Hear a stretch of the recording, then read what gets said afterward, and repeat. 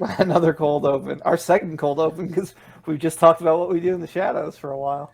So the whole unscripted thing is Yeah. that immediately when what I think about is just like, you know, the Discovery channels or Reality Discovery Channel television. reality shit and like fucking Duck Dynasty. And I know Duck Dynasty wasn't on Discovery Channel, but that's what I think of.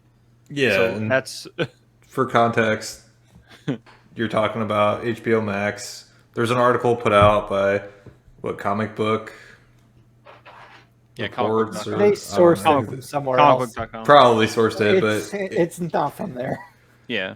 They sourced HBO Max is, there's some article that says that HBO Max is getting rid of the HBO Max production team that puts together the scripted shows.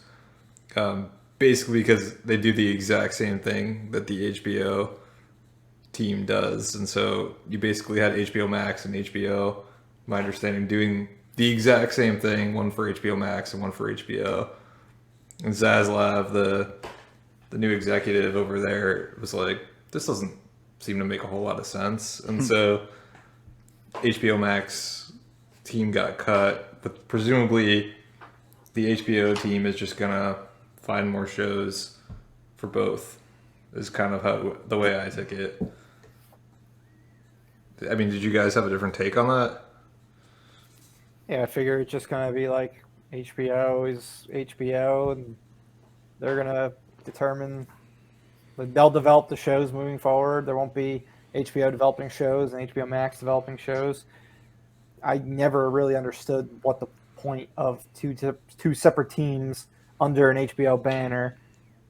That was like a smart thing to do. I mean, it just confused people with what is an HBO show and what's an HBO Max show, since both of them are on HBO Max. Mm-hmm. And HBO Max comes with like HBO subscriptions. That was what we were all talking about 2 years ago. Like, you can probably go back to one of our first podcasts and we're talking about it. Like episode 1 through between 1 and 10. I imagine we're talking about how weird that whole thing is.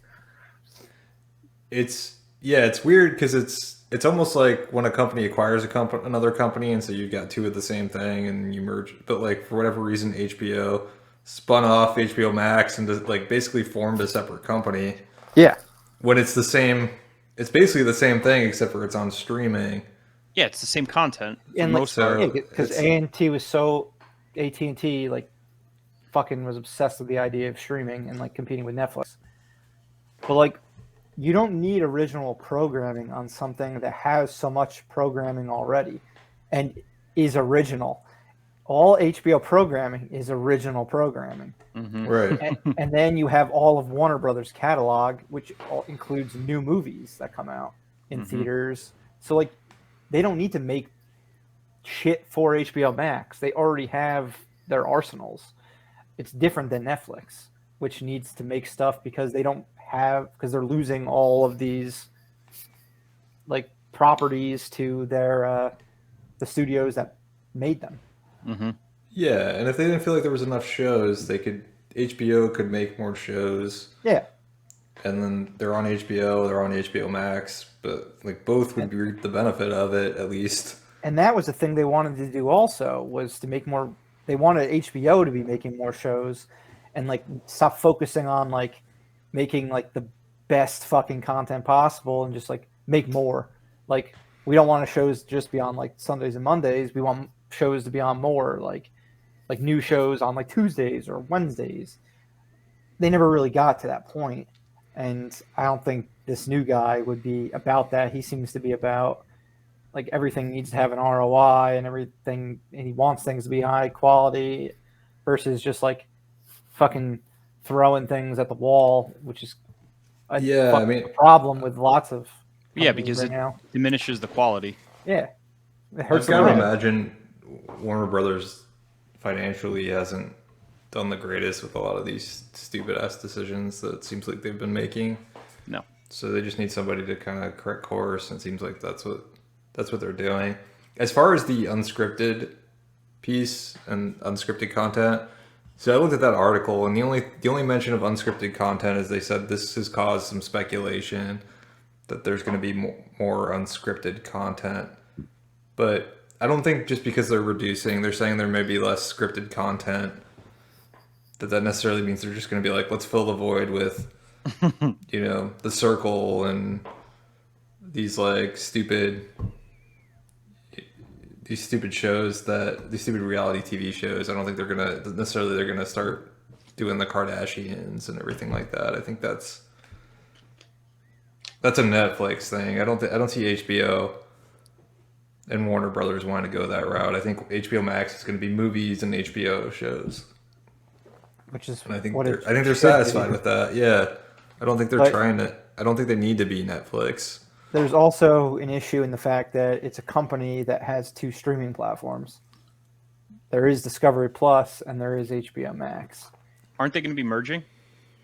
They have not said what exactly they're doing yet. But my guess is that it's going to become one, and that HBO Max or whatever the fuck it becomes, whatever it ends up being called, isn't going to become for free with people's cable anymore. Like this guy, like he wants money on like everything that they do. So just giving away HBO Max never really even made sense to me. Also, because you were giving additional product to people for free, like with the original content that we're making, like a lot more like content. So it's just been confusing from the get-go. I don't think HBO Max comes with my cable. I had to pay for it separately. Oh, I always had it for free until I switched to YouTube TV. So you don't think that they'll continue including it with like your HBO subscription, like your cable subscription? I don't think so. It doesn't make sense to give it away for free. If you pay for, like Doug, you don't pay for HBO, so that's why you didn't have HBO Max for free. I paid for HBO with my cable subscription. That's why I had HBO Max for free. Maybe I'm doing this wrong. Maybe I should be paying for HBO because that's like $5, whereas I'm paying like $12 for HBO Max. Yeah, check your cable company and you can find out if you can get it for free or not. Wow.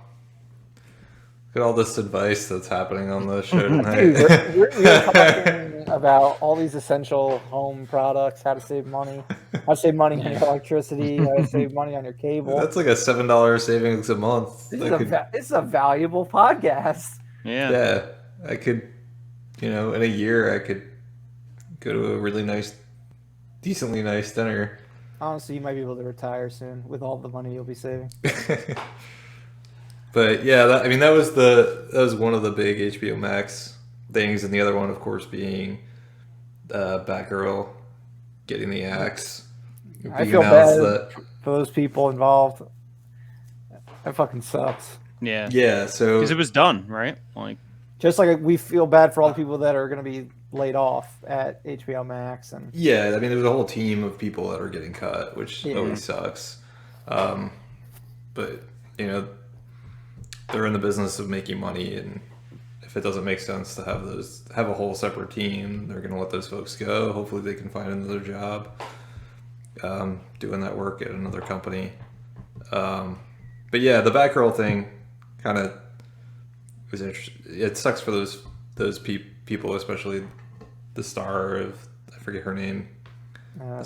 Leslie Grace, right?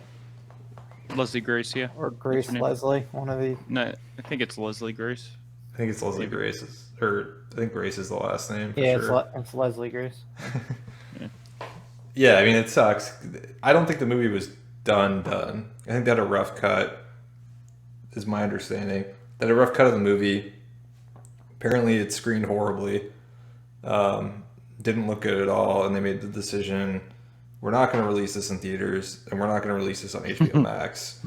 It's just, we'll never see the light of day, take the tax write-off, and sail into the sunset. They spent, I think reports are over $100 million it ballooned to, with some of the issues with COVID and all that.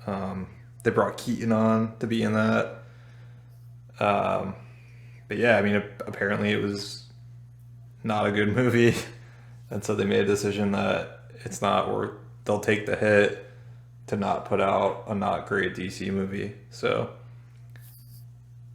I don't know. I think that could be a good thing that they're making a decision to not put out shitty DC movies, to not dilute the DC brand. I mean, DC keeps releasing a bunch of shitty movies. I mean, Batman was good, but Batgirl comes out and it's a piece of garbage. I don't know. DC's already kind of on shaky ground as it is, I think, at the moment, and so I don't think it's necessarily a bad thing to try to rebuild the brand a little bit. What do you guys think? I mean, if the movie was potentially as damaging as people were saying online, then yeah, I think that was the right decision, because they need to continue making quality content for the brand instead of garbage, which they've been doing for the past few years on and off. I think sucks for Michael Keaton. I don't know if we're going to get Michael Keaton Batman. We got the Flash. Are we going to get Flash? Yeah. Are we going to? Apparently it's safe. Apparently it's safe, but everything I've heard is the Flash is actually, people have seen cuts of it and it's good. So the only stink involved with that movie, it's a big stink, is Ezra Miller has had a lot of issues, but they haven't pulled it yet. They spent, how much money have they spent on that movie? It's more than $100 million. It's probably close to close to $200 million. Yeah, definitely. So it'd be a bigger hit for them to take. The problem with that movie is they can't really market it, or the marketing is going to be, it's going to have to be very clever, ingenious. Focus on the multiversal part of it. Focus on Keaton. Focus on Affleck, I guess. I don't know. Focus on the other stuff more so than Barry, I guess. Although it's his movie. Yeah, it's hard. Exactly. That's hard the to thing. live. He's integral to the story. So I don't know how you market that without him, without showing him. I mean, they're gonna have to show him. They're just gonna have to hope that audiences aren't gonna. The majority of audiences aren't gonna care. I mean, the majority of audiences won't care. It's just gonna be the loud people that are on. Yeah, I mean, if I hear the movie's good, I'm gonna go out and see it. Or if I hear it's pretty good, I'm gonna go out and see it. It'd have to be trash for me to not go to the theater and see it. Yeah, like they probably should just not listen to what people have to say online, and because it's like the online audience is not what the real general community in the fucking world is. Yeah, it's not representative at all. Exactly. But I mean, Zack Snyder's Justice League, like they redid it. It was cool on HBO Max. I don't think they pulled in the amount of subscribers that they were probably hoping to. they didn't. Yeah, no way. And they sunk a bunch of money to finish that movie. Old regime though, so Yeah, definitely really old regime. But that's listening to audiences and listening to. That's where listening to Twitter and all that gets you. You had the rabid fans were probably happy, and they probably had already been subscribing to HBO Max, even though they were complaining about Warner Brothers and all of that. So I mean, yeah, I agree. You can't listen to the loudest voices in the room, because I don't think they're not the general audience. And I think, I mean, it's bots. It's people that generally just like to get angry about whatever they can get angry about at that moment.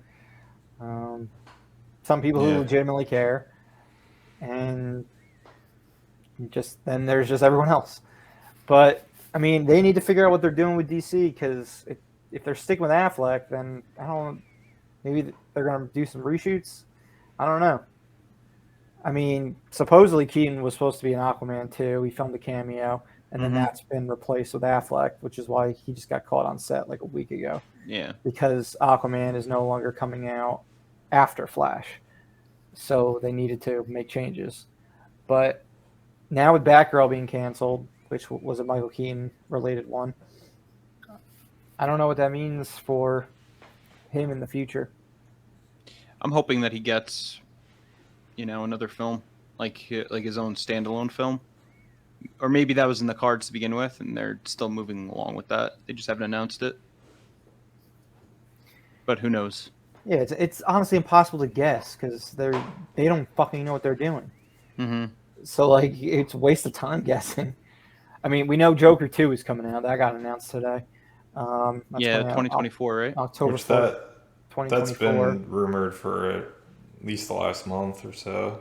Yeah, That's the musical like, one, right? that's one that does its Mhm. own, like, in its own little world. Then we're gonna have a Batman 2 with Pattinson again. It's its own thing. Do you just like get rid of the DCEU? I don't think that'd be smart. I think Yeah, I don't think you can do that. I mean, I get that they've got successful properties, but I don't think you can get rid of the DCU. There's enough. I mean, I've things... heard people saying like, try to get Feige if you're DC, Okay, which would be interesting. Yeah, no way. not happening. Yeah, So you can work with his locked boy, down. Alan Horn. Yeah, that's not happening. I mean, dude's been at Marvel his entire career. Like when he was just a fucking nobody on like X-Men movies. Mm-hmm. Yeah. I mean, I guess anything's possible, but that sounds like somebody's high out of their mind and it's just making crazy predictions or like wishes. Yeah. There's enough things that work, at least, and I mean enough meaning some things that work right now with the DCU that they can continue. Like, I mean, they're doing Aquaman. They could, if possible, they could bring back Affleck and do Batman. It seems like that relationship, because it's new people, that are running the ship, that relationship has been mended, clearly, if he's, playing Batman again.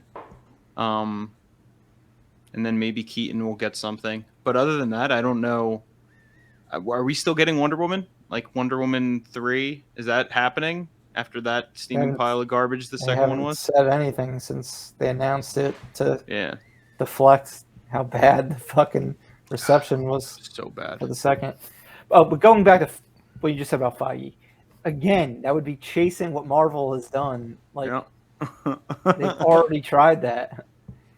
And frankly, Warner Brothers shouldn't be putting all their eggs in the superhero like basket.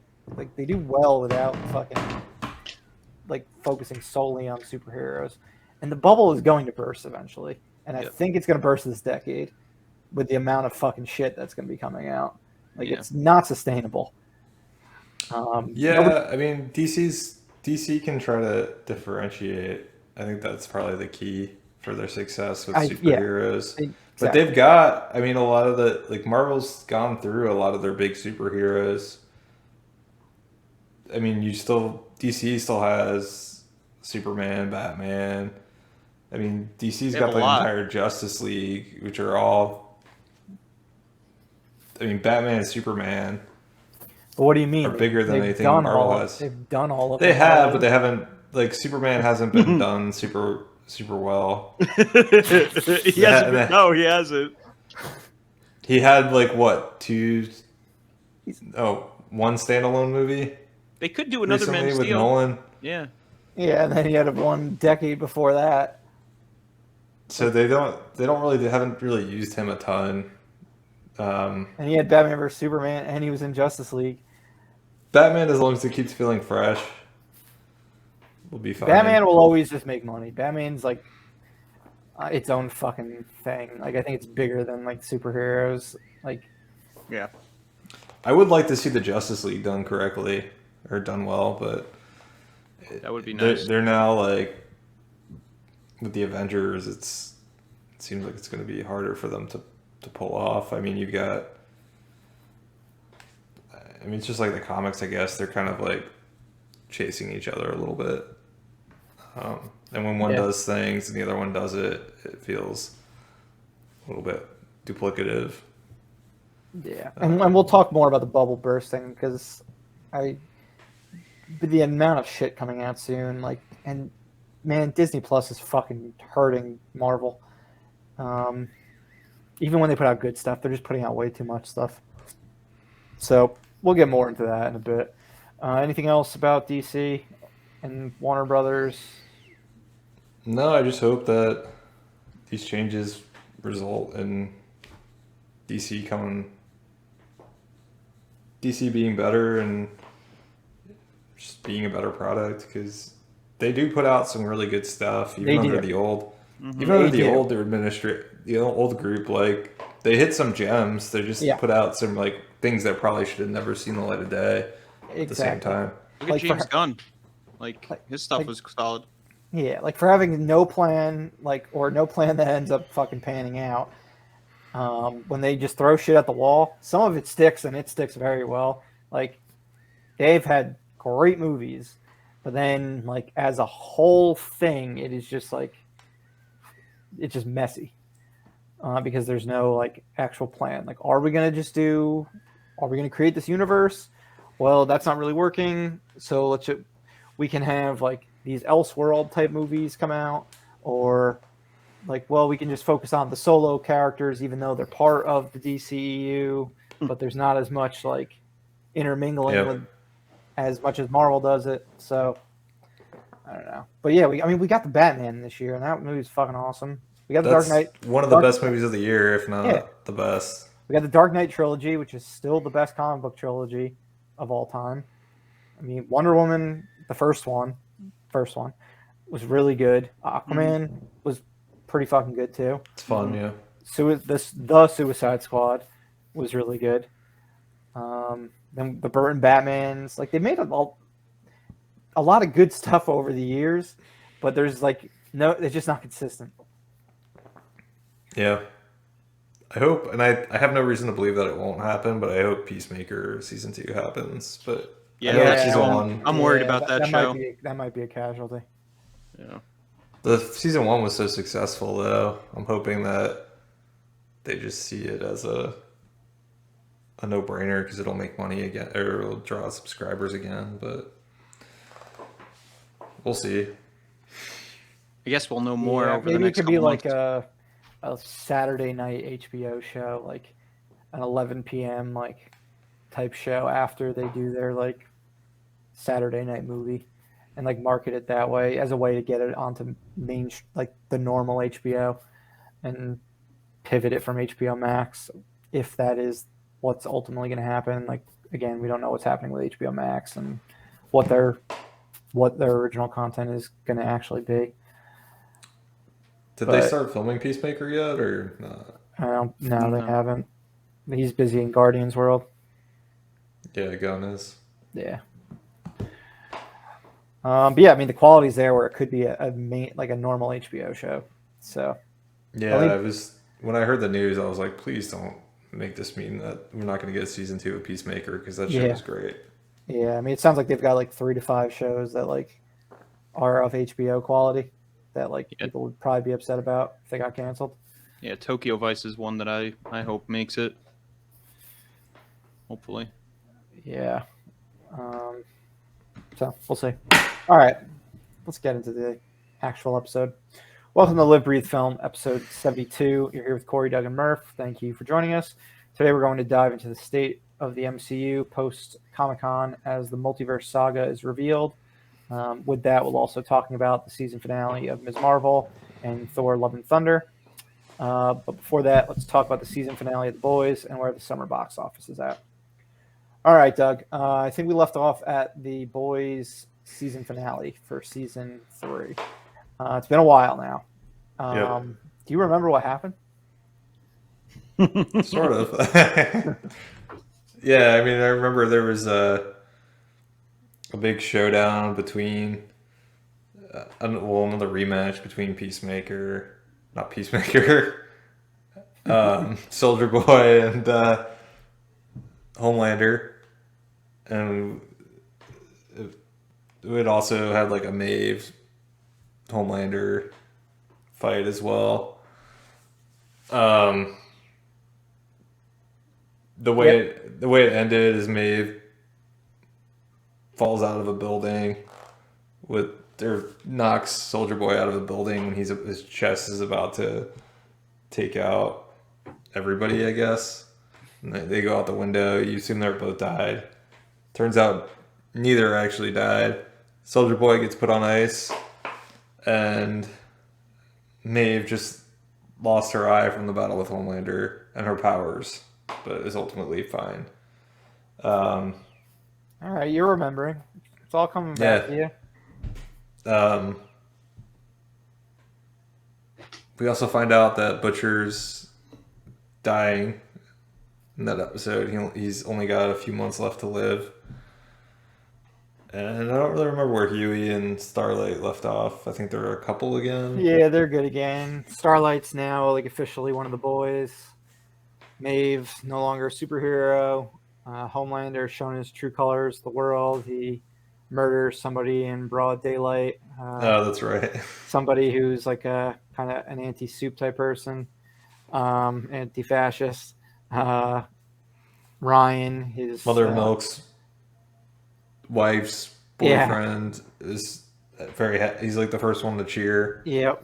When Homelander murders somebody, which also shows you that violence does not get the point across. Like, it only is going to make people more against or more for what the person's getting mad at you about.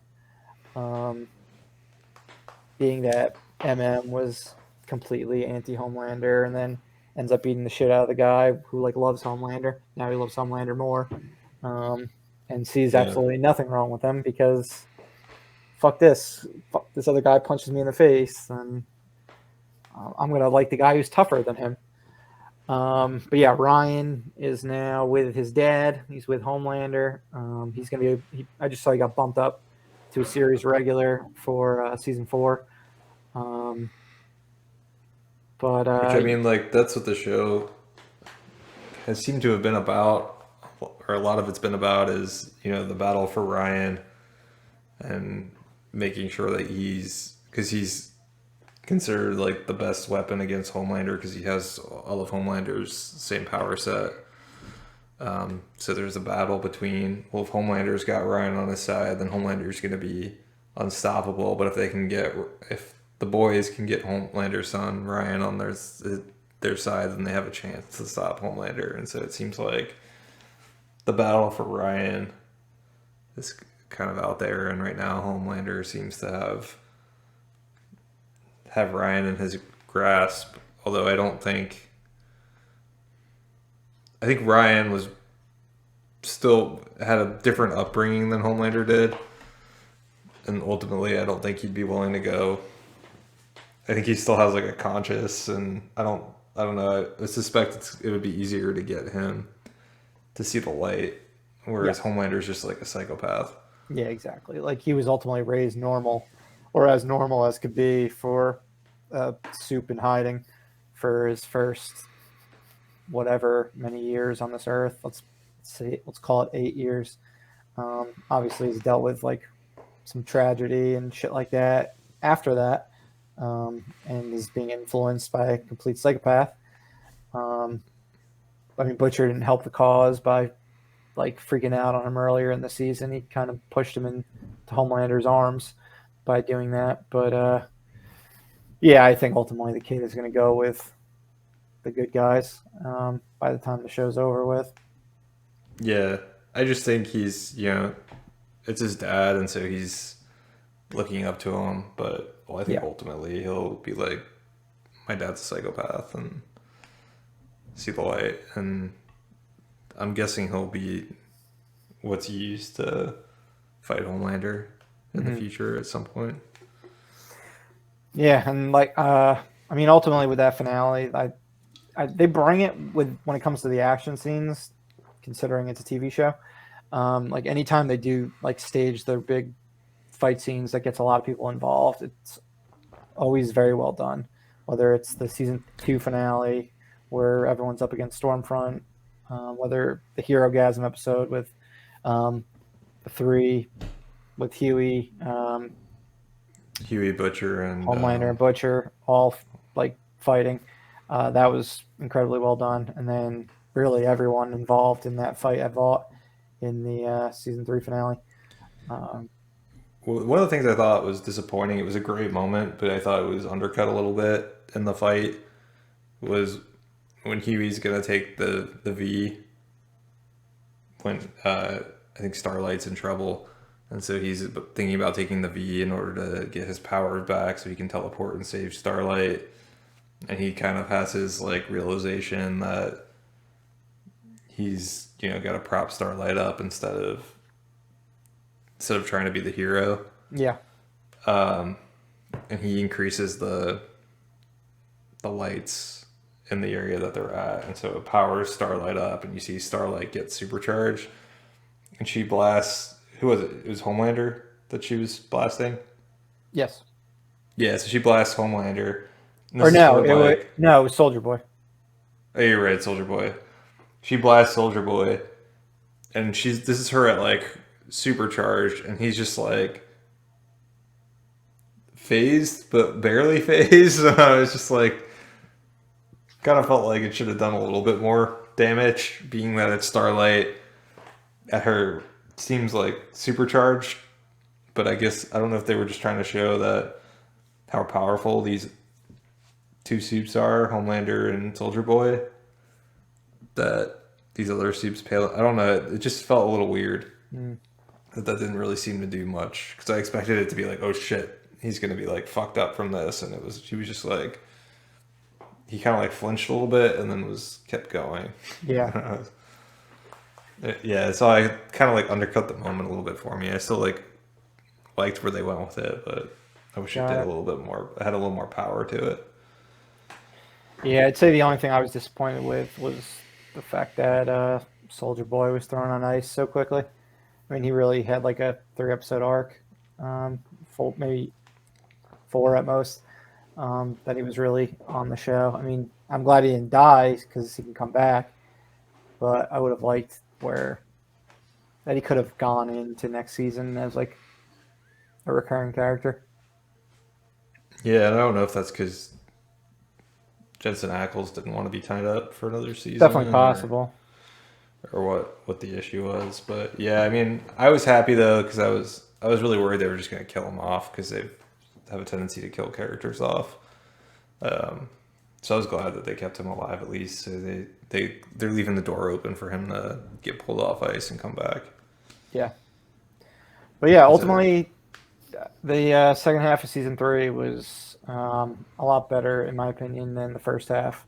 I was kind of like worried in the first few episodes when we had talked about the show, but it picked up a lot, like around episode 4 or 5 through the finale. Yeah, I thought it was solid, and I like the way it ended. Yeah. I thought it left the characters in interesting places, and has me excited for the next season. Yeah, so I'm enjoying it. I'm bummed, just like you are, that Jensen Ackles is on ice, and we might not get him at all next season. Yeah, we might not. We'll have to wait and see. Oh, we also lost Black Noir. Yes, we did. Rest in peace. Yeah, and I guess we really didn't talk about it, but Soldier Boy's Homelander's dad, and Soldier Boy does not give a shit about him. Yeah, I mean, it went to the theme of like fucked up dads that the season seemed to have, but otherwise I didn't really find it to be the only one who doesn't consequential. The only one who doesn't have a fucked up dad is Huey. He's got Simon Pegg. Simon Pegg with a horrible American accent. Yeah, he just has a dad with a fucked up accent. All right. We'll talk more about The Boys whenever we get some news about it. But let's get into box office. So it's been a while since our last conversation about it. I think Maverick tanked, and so now I'm winning the box office pool. No. Maverick was canceled. Yeah. So nope. It kind of somewhat disappointed in my eyes. Did well for an R-rated horror movie or sci-fi movie, but didn't do anywhere near as well as Us did. DC Super Pets kind of did similar numbers to the bad guys. Kind of would have hoped they would have done better since it's an IP people are aware of. I know the bad guys is based on something as well, but DC is obviously much bigger. What happened with Doug? He ran to get a drink. My Okay. guess. All right. Paws of Fury. That bombed. Sorry, Doug. Where the Crawdads Sing. That's the name of the movie, right? Where the Crawdads Sing. Yeah. That's been a sleeper hit. It's been performing well week after week. I'd say Thor underperformed as far as expectations for Marvel now go, but it is going to make more than Ragnarok. So, I mean, the Thor franchise has gone up every single time for 4 films now. Elvis passed Lightyear, which is pretty crazy. It's kind of performing like a mini Top Gun Maverick in regards to its holds being very strong. Minions continuing to overperform as far as how far it'll end up in the summer rankings based on our predictions. It should end up the 4th highest of the summer after Top Gun, Doctor Strange, and Jurassic World. And then Top Gun continues to Top Gun. The superlatives, you can't have enough superlatives for it. Every week it ends up being like the 3rd biggest weekend of that particular weekend of all time. Like it always ends up being Titanic, Avatar, Top Gun, or Avatar, Titanic, Top Gun. So it's continuing to perform. It might end up as like the 5th biggest movie of all time in the U.S. After what? Force Awakens, Endgame, Avatar, and what's the other one, Doug?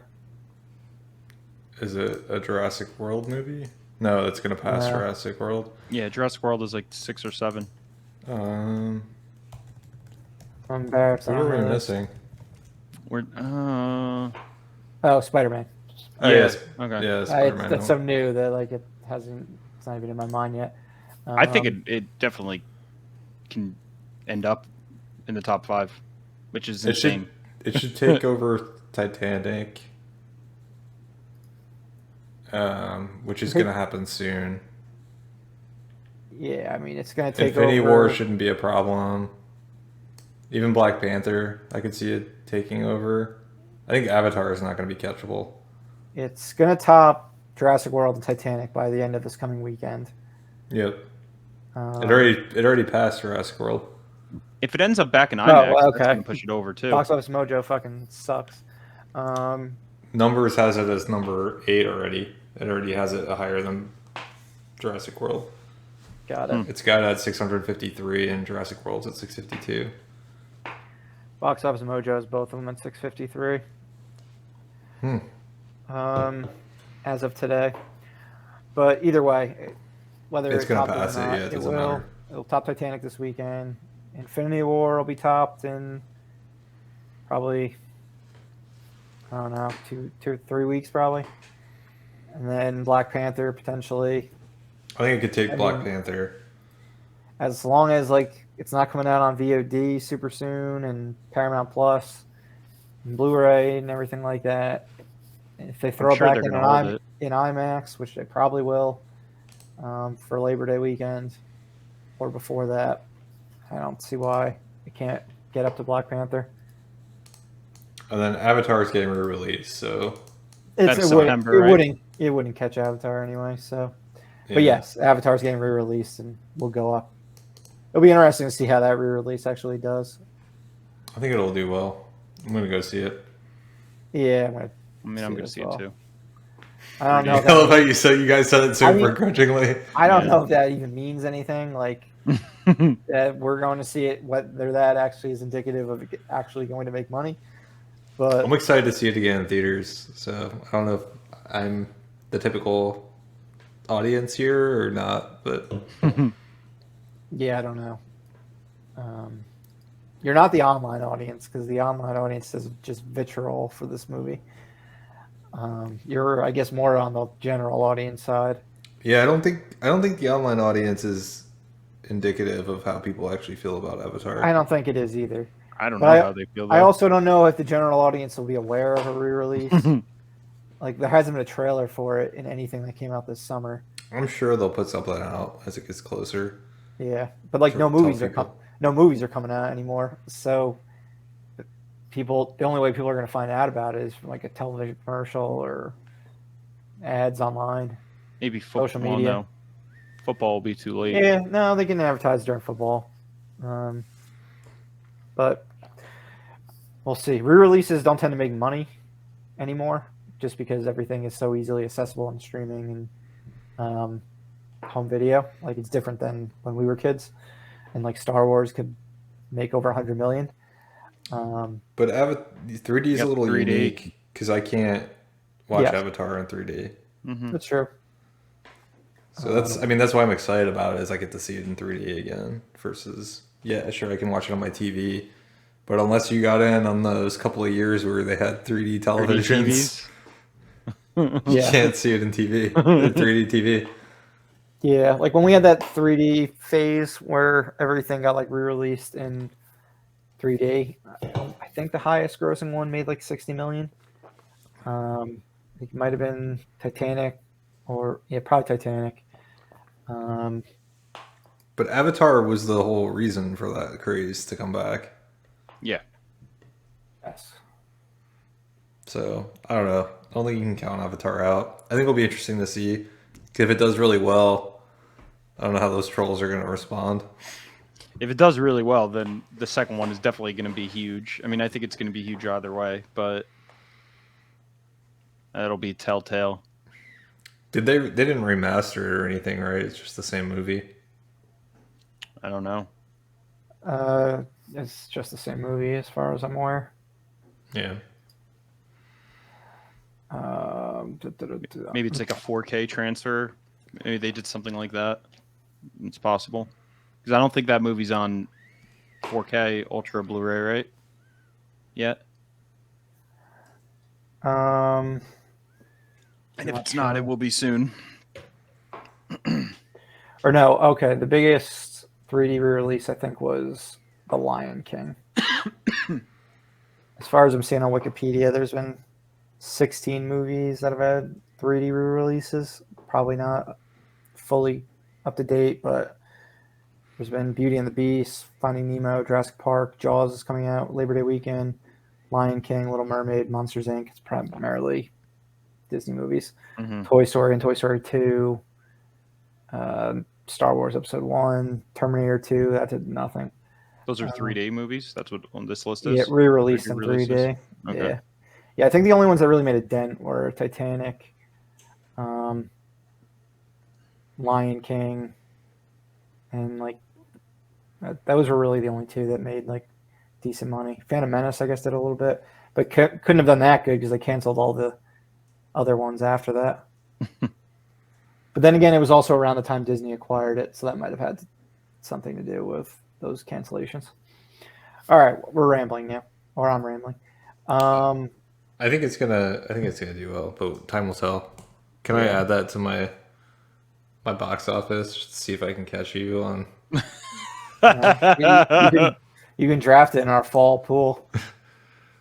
Will it count for fall? Avatar. Yeah, why not? Why wouldn't it? It'll be September. We'll do September to December. Our summer box office pool is done, so we can do the draft whenever for the fall. We'll wait. Maybe not our next episode. We'll do it the one after that. So late August. But yeah, September is pretty fucking weak until like the end of the month. So I don't think anything would be drafted until Avatar comes out. But yeah, another movie that you had in the summer box office was sold to Prime Video, Samaritan, the Sylvester Stallone movie. That looks pretty good. And he's had so much press now with him attacking, with him losing his mind completely, and just someone's gotta like talk to him. I feel like he doesn't do himself any favors with his tweets with like pictures of Vampire. It was like Irwin, like sucking Rocky's neck dry as a vampire. Yeah, I wonder who he's having commission these painted these drawings. I don't know. I mean, I would be angry too, but that was the deal that he signed. Well, did you see like Dolph Lundgren put out like a statement? Yeah, because fucking Stallone made him look like an asshole on the internet. So, yeah, which is kind of a shitty. I don't know. That all seemed like kind of shitty. Hollywood people fucking are weird. Rather than just talk to each other and be like, hey, yeah, is there a miscommunication? What the fuck? they just like fucking throw out their problems on social media, and then because it gets like, people looking at I them. had no idea. Like, yeah. It's silly. I mean, yeah, it sounds like Lundgren like won't do a Drago type movie unless Stallone is involved. So I don't know. We'll see what happens there. Talk about an unnecessary spinoff movie though. Yeah, I don't think that was needed. I mean, Creed would have been unnecessary if Stallone wasn't involved and Rocky wasn't in it. It's only working at this point now because he was involved in like the first two. Like at this point, you can continue the franchise because he built it up so it would feel legitimate. Yeah. But not being a part of Drago, I don't give a shit about it. But we'll see.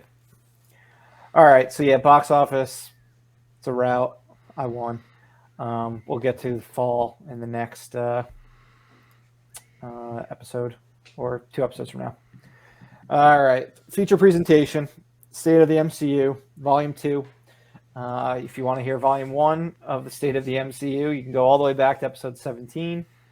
That is when we talked about it prior to anything in Phase 4 having come out. It was when COVID delayed everything, and we were looking at everything like with Chadwick Boseman having passed, with COVID pushing everything to 2021, all the streaming stuff just about to begin, and things like that. We were kind of worried with where Marvel was going to be at with Phase 4. Now that we've had, I guess, a year and a half of Phase 4 product having come out, where do we think we're at?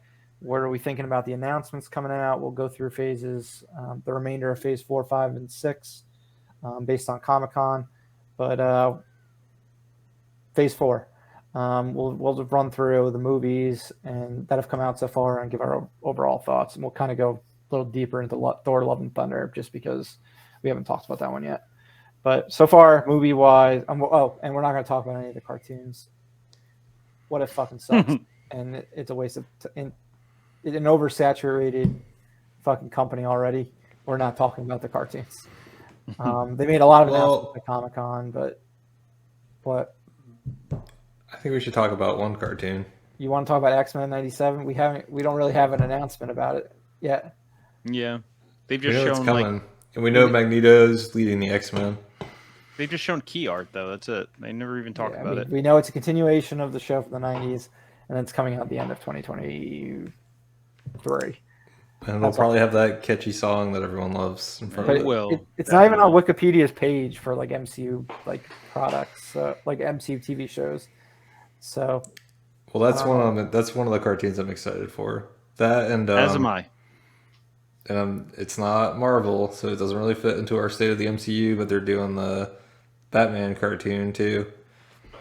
Yes. Where they're continuing it from the 90s. So we have 2 90s DC and Marvel cartoons that are continuations of cartoons we watched when we were younger. So nostalgia. Gotta love nostalgia. They're pulling on the nostalgia, lots of member berries and all that good stuff. So I'm excited for both of those. Although it looks like X-Men '97 isn't the same. Like they don't have any of the same creators or anything, which not a fan of that. Yeah, we'll see what that means when it actually comes out. But yeah, I just for the sake of us being here all night, I did not want to talk about cartoons or any of these mini shows like I Am Groot and things like that. We'll just stick with live action TV and movies. Sure. So yeah, as far as movies, we've got Black Widow, Shang-Chi, Eternals, No Way Home, Multiverse of Madness, and Love and Thunder. What are your overall thoughts on the movies we've gotten so far? Do we think they're up to par with previous phases? Are we annoyed that there hasn't been like a clear direction yet for this phase as far as the movies go? For me, there's really only one that I genuinely did not like. But I mean, they've been fun, but it's definitely been felt that there is not like an overarching story, a goal this phase. And I think like as the phase continues to go on, we're starting to feel it more and more, like kind of like what is going on here? Like what's the purpose? Especially with all the TV shows. But I mean, the quality has definitely dipped, but I don't know how there was no way that they were going to be able to sustain what phase 3 was and like leading up to that and how that ended. Yeah, I think people are Impossible. people don't remember that took so long to get to like the conclusion of like the whole Infinity Saga. Like we're only like people got to start thinking about this like phase 1. Like it's a lot of origin stories, like solo movies. Obviously, we're getting sequels because there's still sequels to tell from the previous saga, but it's going to be slower moving, which I'm fine with. Like everything doesn't need to be huge spectacle. Like once everything becomes a huge spectacle, nothing's going to be that exciting anymore. Right, that's what makes need it to so build exciting. up to it. I mean, I remember just Exactly. even the first Avengers, it was exciting because they built up to it. If you just throw everybody together, all Justice League, it doesn't have that same feeling. You need a little build up before you just go huge and big for it to matter. Like you said, if everything's special and gigantic, then it's not special anymore. Yeah, and like nobody even knew like what the Infinity Saga was even gonna like was anything until the post credits of Avengers, which was the final movie in phase 1. Like everyone was just looking forward to like the creation of the Avengers, which I guess that you can say was the overarching plot of phase 1 was just the creation of the Avengers. Because they did. So dangle there that. was, yeah, they dangled in every single movie, from like once you got to the credits of Iron Man. So okay, I can see some people getting annoyed then that there is not some sort of clear thing. Like obviously we know the multiverse was going to be something big because it's been in so many of the movies already and TV shows, and now we officially know it's the Multiverse Saga. But it's got to take some time, like to get to like where things are like escalating to a degree where it's like, all right, here's what I'm fucking jacked up for and excited for. Like now we kind of know, like they've given us like all right, here's everything that's coming in the next few phases. We're building up the Secret Wars, but it's gonna take time. It is a little. It's not great that they had to be like have a whole presentation of here's our roadmap. It's not. Versus like the movies letting us know where the hell they're going. So well, like, I think a lot of that is because of COVID. Like this is really, it was a shit situation. Like there was not a lot that they could do. I would love to see what their plan was before COVID happened. I'm sure it's drastically changed. I mean, and like we said, there's a lot of fucking problems. That's just not even COVID. They fired James Gunn. Yeah, that's true. Guardians was supposed to kick off phase 4. Chadwick Boseman died. Black Panther was going to be the biggest character in the MCU. Right. Yeah. Like they've had to make a lot of pivots. he could have been like, because I mean that's one of the problems too is there's no clear leader at the moment. No. But it could have been T'Challa. That could have been their plan for all we know. I mean, they kind of just pushed Spider-Man to the side based on the ending of No Way Home, when Spider-Man is their clear number 1 now, like after No Way Home. Yeah, but he's still not. That character doesn't seem like he wouldn't be a leader. He wouldn't be a leader, yeah. but like he's the face of the MCU at this point. Like, yeah, but their problem is they don't fully own him. Exactly. yeah, That's So they're the stuck biggest- with Sony problem. and all the shit that Sony. I mean, because we've seen it. They can't control Sony. Sony's going to do what Sony wants to do and what they think is in the best interest of Sony. As you know, they're not in the business of making Disney money. They're in the business of making Sony money. And I mean, Yeah. what was that? Not No Way Home, Far From Home. I mean that the timing of when that came out right after Endgame. Endgame, like there's no way Marvel was happy about that. No, That definitely came not. out on the heels of Endgame. Well, I don't see why they would have a problem with that. They put out Ant-Man right after Age of Ultron, like, and just kind of had it as like an epilogue. Like, I never got how, like, I thought they were going to always end it with an Avengers movie, but once they threw Ant-Man out right after Age of Ultron, I was like, okay, I guess you have epilogues now, versus just like ending these big, Mhm. like, ending with a fucking bang, each phase with an Avengers movie. Maybe.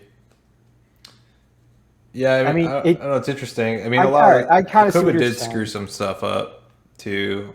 I mean, the whole multiverse in No Way Home was supposed to be America Chavez was supposed to be the character that allowed them to pull in characters. So that entire movie got like Yep. changed around to the point where if you think about it, that movie doesn't make any sense. It probably would have made more sense if it was America bringing people in. So Yeah. like they've definitely it's definitely a combo of things, I think. Yeah, yeah. You know, you're right. And the more I think about it, like, Far From Home very much is a Phase 4 movie. Derek brought up how everything is dealing with post-Endgame trauma, and that was a huge fucking aspect of Mhm. Far From Home. It's been two things. It's been, like, post-End, or it's three things. Like, dealing with Endgame, like, and the trauma that came from the blip, snap, whatever you want to call it. Then there's been introducing all the new characters, like all these young versions of like existing characters and brand new ones. And then there's been the multiverse. Spider-Man's already done two of those three things. And we're still on phase 4. So yeah, Sony is definitely playing. It must be somewhat frustrating that Sony's like, well, when we want to put out a movie, you're forced to work around when we want to put out this movie. Mhm. So you're Yeah. right. You're right. I'll give you that. Yeah, I mean that's the problem with Spider-Man is you've got. I mean that's one of their biggest characters, and they don't own him.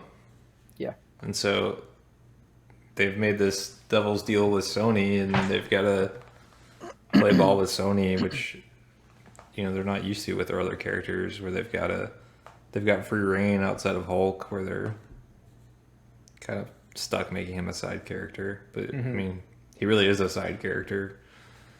And he works fine in that regard. It's tough Yeah. to make a Hulk like standalone movie. I wouldn't want to see a Professor Hulk movie. Like, No, I mean Professor What- Hulk.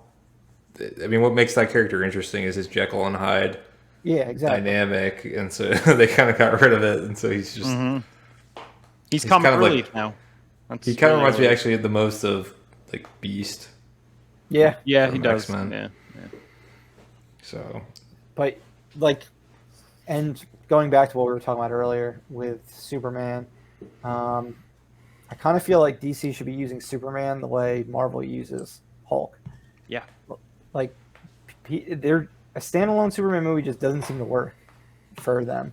So like maybe just use him as like this like added value element that's you can throw into like a movie to like get people's interest, like get Superman fans fucking pumped, but like there's like a smaller group of them, but at least it like will get people excited for these like newer superheroes that they're introducing in DC. But yeah, Hulk standalone, I don't think it would work. So Yeah. it's probably a blessing that they don't have the rights to it. yeah, but I think those were all issues, and then I mean, the other obvious thing is when we kind of hit on it a little bit is Disney Plus. Yeah. Disney Plus is like a Marvel Huge problem Yeah. because they feel the need to fill Disney Plus with their IP which they seem pretty focused on when it comes to IP for Disney Plus, Star Wars, and Marvel. Yeah, and Pixar movies. Yeah. And animated And movies. then the any Pixar movie except for Lightyear, which I'm sure the worst one. So yeah, so they seem to be focused on that stuff, and so what the result of that is we'll go through these phases. Is you've got a ton of shows, and so they're just hitting us. I mean, we just finished Miss Marvel. Do we have a break? Are we not getting anything for a little bit? We have It's Marvel She-Hulk. related? We have She-Hulk coming August. out this month. And then that's it. In 2 weeks, we have She-Hulk. Yeah, so there's no real. It's almost like there's constantly something Marvel, and it's designed that way. I was so relieved finding out that She-Hulk will be the last Marvel show of the year. Mm-hmm. And it seems like they're releasing, and they definitely are. They're releasing movies more often than they used to. So you're getting Marvel movies more often than you used to, and you're getting TV shows to fill in the gaps. It's a lot. Yeah. As a fan, I find it hard to keep up with. Much harder than it used to be. And it makes the movies less special when I've got a bunch of TV shows with them in it as well. So yeah, and it doesn't help that they time them so they overlap. At least fucking do it so the show isn't airing the same time a movie comes out. Space them out a little bit in a way that makes more sense. The Ms. Marvel season finale shouldn't be coming out the same week as Thor: Love and Thunder. I mean, Miss Marvel was goofy in general because they also aired it during Obi-Wan, the same day as Obi-Wan. Yeah, talk about fucking throwing something to the wolves. Fucking the best show that they put out, and they put it with the most anticipated Star Wars show. Yeah. So there's definitely issues with this phase.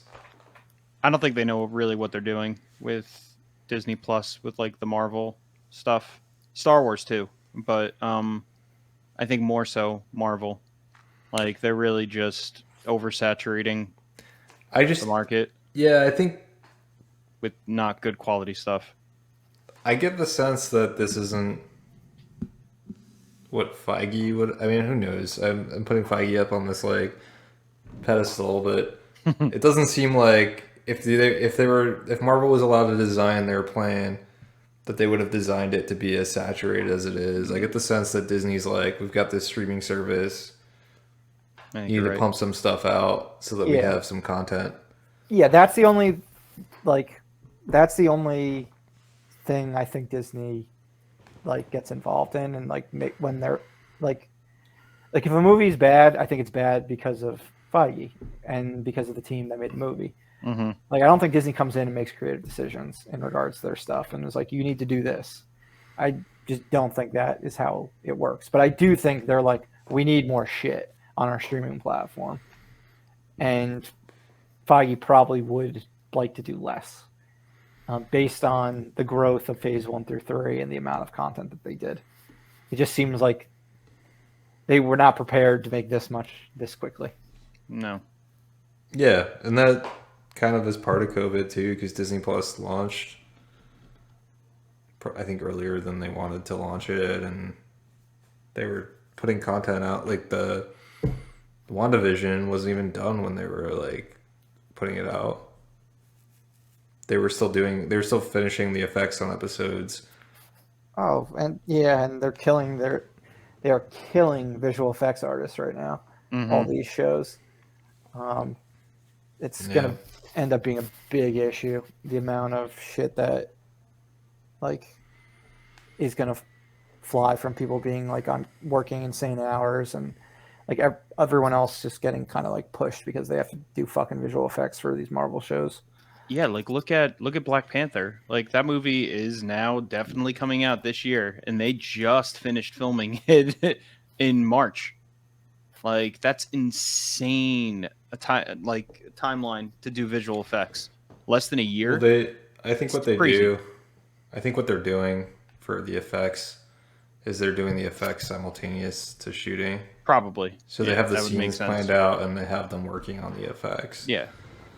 So I don't think they wrap and then do the effects. I think they're working on it simultaneously. I think just because it's a timing thing, they have to.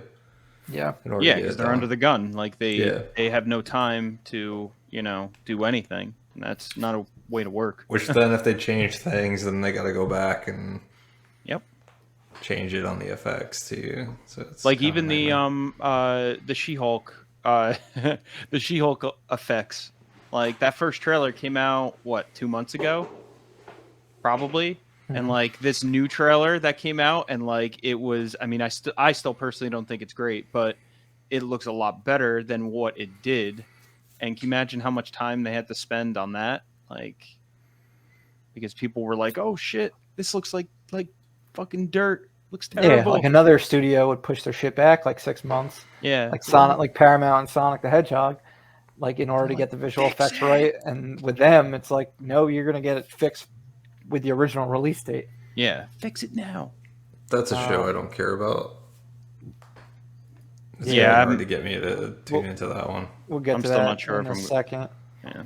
Okay. Because as far as the TV shows go, we all find them to be middling to a degree. Some are better than others.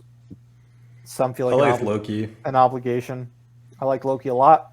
Yep. I think it's the high point of season 4, maybe among the movies and the TV shows. It's like one of the most important things that's happened in all of Phase 4. Yeah, definitely. Which is crazy that they did it in Loki. But Ms. Marvel, we said we'd talk about the finale real quick. I did think it improved. The last 2 episodes really bounced back from like those middle chapters that kind of were fucking blah and looking like it was going to go downhill. So it ended up having a nice little origin. Like the whole thing ended up being a nice origin story for the character. I'm excited to see her with Brie Larson next summer. That has me pumped for Captain Marvel sequel. It's just her, Ms. Marvel, being in it. That was a weird episode. The finale I found kind of weird because of the fact that they rushed the overall Jin storyline. Just it was like weird. The pacing was like really weird for how they got there. That like kid having the powers was all weird. The effects looked kind of goofy. I don't know. It felt like, I don't know if they reshot a bunch of it. Something felt off a bit to me about like the story and where it went on that finale, and the ultimate plan where she's got the bubble when the police are like trying to kill her, I guess, or the damage control group. Yeah. They're like firing a gun at her, and the plan is to get him to like a boat to get him to Pakistan. The kid that's got the powers. It's unclear. Like he's like, my stomach hurts and I can't control the powers, and that like goes away out of nowhere, which is weird. But then she's like, all right, I'll help you get out of here, and gets this boat, and she like punches a hole in the ground. And then he pops in the hole. And it's like, how does that work? Like, how did she like? Where did the hole go? Fucking roll with it. Assuming it was it was sewers that led to the docks. I don't know. I could have used like a little bit more onto like what had happened there and how she got him out. There was just like that entire episode was just riddled with things that felt really goofy.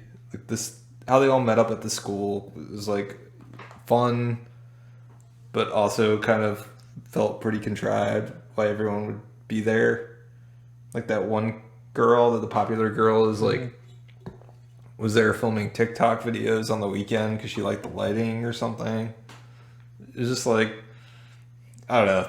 There were parts of that episode that were goofy. I think what went to that episode's benefit is that the ending with the father talking about how, her name means Marvel, and that they consider her like Little Miss Marvel. I thought that was like probably one of the best moments of the show. And the actor that plays the father just crushes that role, and they really sell that father-daughter dynamic, and I thought that was a highlight of that episode and of that series. They did a very good job with making her family a part of her like entire origin story, like her mom making the costume and everything like that. But yes, I mean, my confusion would be the fact that they gave her like 3 different like reasons for her powers like throughout the season. Oh, we can't not talk about the finale without talking about. You're right. So yeah, it seems like it's the gauntlet, whatever thing. So the bangle, not the gauntlet. Then it seems like it's because she's a djinn. Yep. And it's like a djinn power, and then we get the post credit scene, which was added after the fact. That was added after the fact. Yeah. Where Corey, if you want to hear it, don't want to hear it. I know it already. Oh, okay. I already know it. Yeah. What's that character's name? Who's the guy? Bruno. It's like, yeah, I was studying your DNA for whatever reason, and it looks like you've got some mutation. Yeah, your genes have a mutation or something.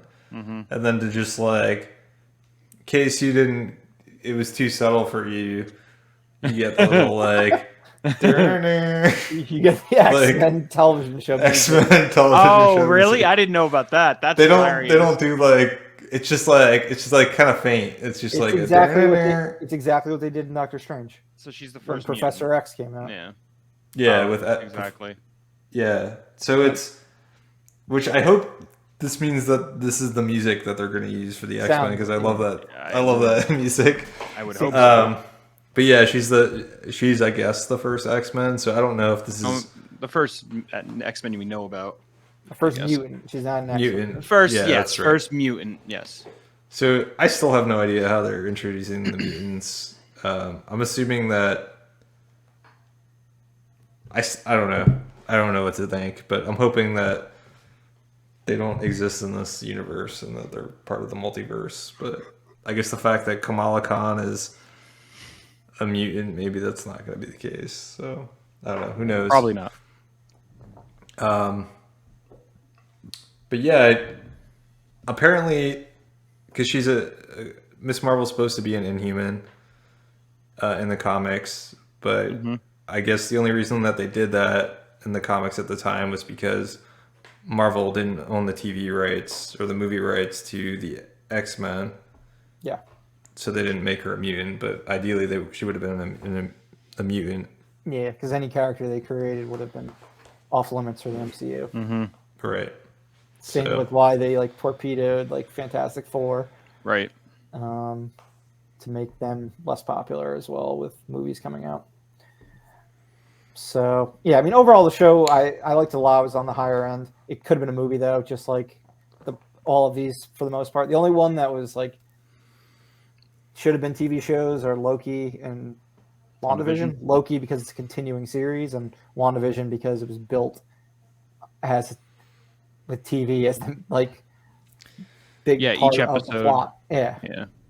If they I just wish they had like balls to put out a show without being like, we need a big action thing. Like that's what killed WandaVision. That's the weakest parts of Miss Marvel, and it wound up making the story weaker because that's the parts of it that to me don't make any sense. And the pacing felt off is when they tried to throw in this world-ending disaster, and then they resolve it immediately, and then go back to New Jersey. It's just, it's where they falter, I think, a lot on these shows. They just got to accept the fact that just make these shows good, and if it doesn't make sense to have a big fight scene, don't force it. Yeah. And then, so that basically covers the TV shows. As far as the movies, I mean, I think Phase 4 is better than Phase 1 and 2. Like, if you look at each like phase 1 individually and phase 2 individually, I think it's better than both those phases so far. It's not as good as phase 3, but phase 3 was the concluding phase of the Infinity Saga. And as Dirk mentioned earlier, the Infinity Saga is never going to be touched. Like, because it's just not going to be possible because it was building on like it felt like a fucking series finale of what they started. So this just feels like a sequel to something that was already completed. But yeah, as far as the ones coming out, or as far as what's coming out, or ones we haven't talked about, what do we got? Love and Thunder. We saw that recently. Corey, you hated it, correct? Yeah, hated it. Why'd you hate it? Oh, why? Okay. So one of the biggest reasons why I didn't like the movie was that they they dumbed down Thor like to a nauseating extent. Like his character was an absolute idiot in the film. The movie was messy. It didn't really have a story. It had smaller, notes that they hit, but nothing really was cohesive at all. Like none of the relationships, everything they did. Natalie Portman's part I liked. I know some people didn't like it, but I liked her little piece of the movie. I hated her interaction with Chris Hemsworth because of how dumb Thor was in the movie. There wasn't enough. Really, you didn't like their interaction? I thought that was one of the better interactions that they've had. The end, I liked. I liked moments like the really really dramatic moments and serious moments I enjoyed, but everything else I didn't really care for. Every single secondary character, supporting character, I hated. Even characters I like in the other films, I just thought they were underutilized and watered down.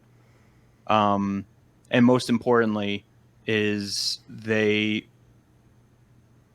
took a great villain and what we saw of Christian Bale's Gore was awesome, but he was completely underutilized. Like he was in the movie for it felt like 10 minutes. So, and he had very little purpose. So the movie just overall really frustrated me, and I did not like how it insulted the intelligence of the audience. Like it felt like a legit kids movie, and that's fine if that's what they want to make, but it just wasn't for me. I hated it. Yeah, I found that so surprising because I thought you would have liked this movie. I thought so too. I mean, it didn't even feel like Taika's humor. Like it did, but it was so off the rails. Like the screaming goats.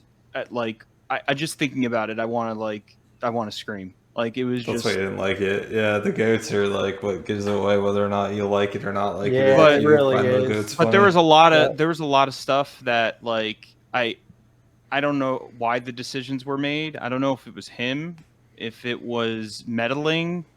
I don't know. But the movie I don't think it was meddling. I think it was him. I think it was. Yeah, was I think they just let full-blown Taika. Yeah, makes sense. Taika didn't write Ragnarok. Yeah, he wrote this one. Yeah, makes complete sense. I'm not. I wasn't sure.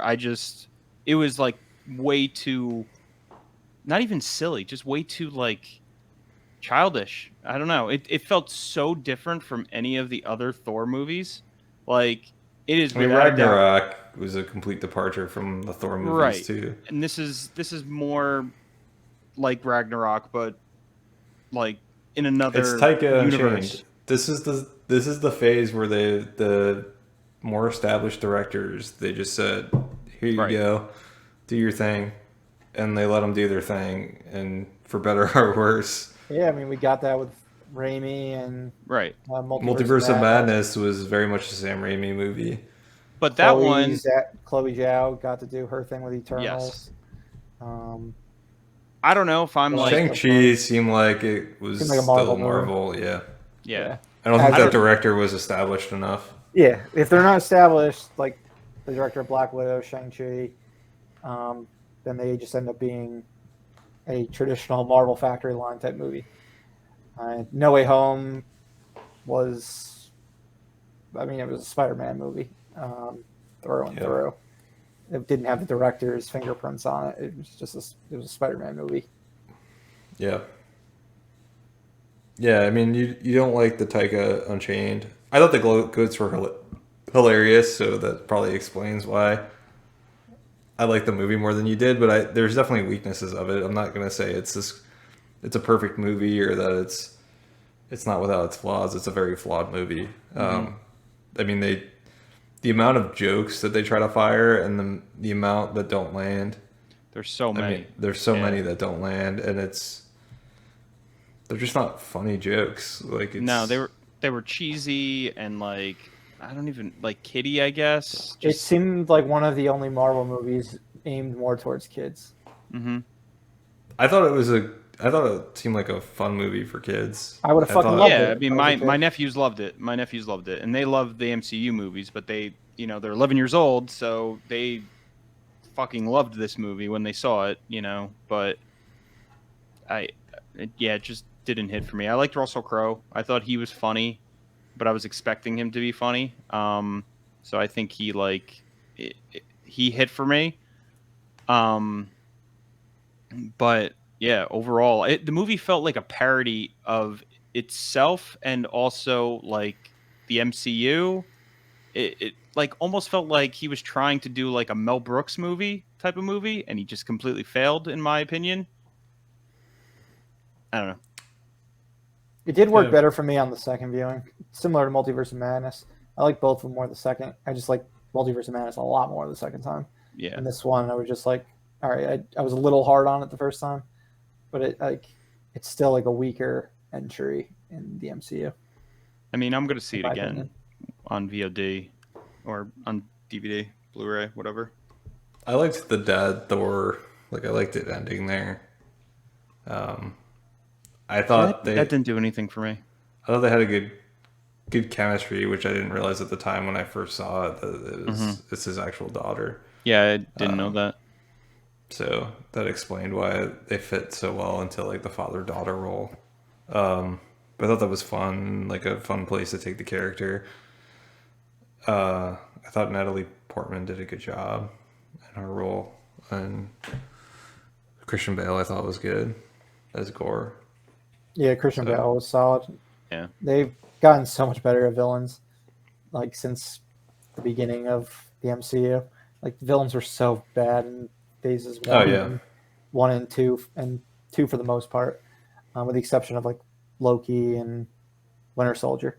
But phase 3 is when they got consistently good, and they've continued to be on that roll for the most part in phase 4. But yeah, I'd say Love and Thunder is my bottom ranked movie of 4 so far. Yeah. I imagine Corey is the same, and Doug, you probably have it maybe above Black Panther or Black Widow.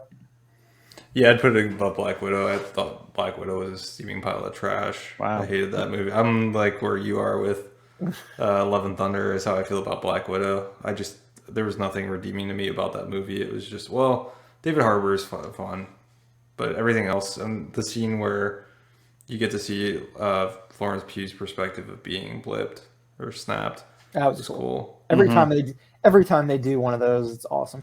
Mm-hmm. Yeah, those were the two highlights. Outside of that, like the falling out of the sky CG thing, I was like, this is so bad. It started when the movie started. Speak about bad villains. Taskmaster was horrible as a villain. I thought that was completely botched.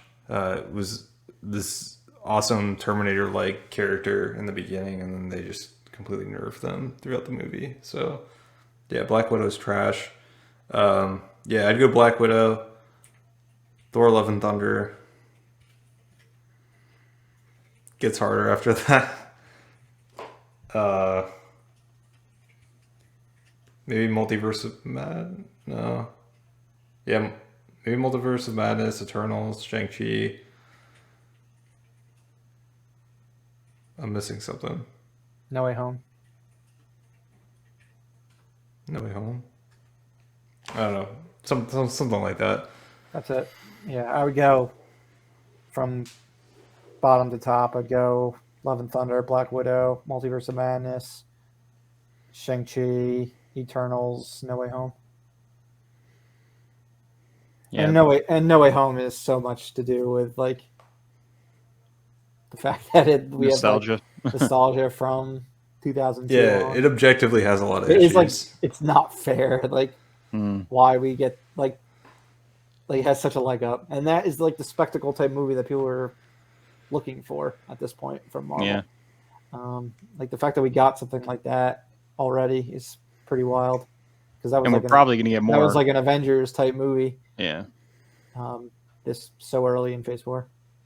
It'll be interesting to see what else we get in that vein, since this is now the Multiverse Saga. We're probably going to get like all types of, cameos of characters, going forward.